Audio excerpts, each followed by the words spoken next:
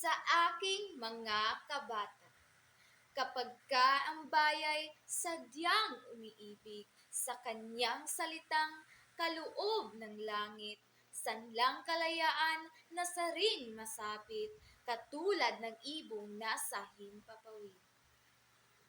Pagkat ang salita'y isang kahatulan sa bayan, sa nayo't mga kaharian, at ang isang nitao'y katulad kabagay ng alinmang likha noong kailanman.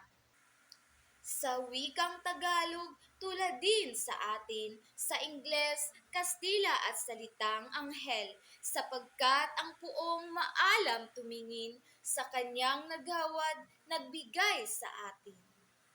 Ang salita natin huwad din sa iba na may alpabeto at salitang letra na kaya nawalay dinatnan ng sigwa ang lunday sa luha noong dakong una.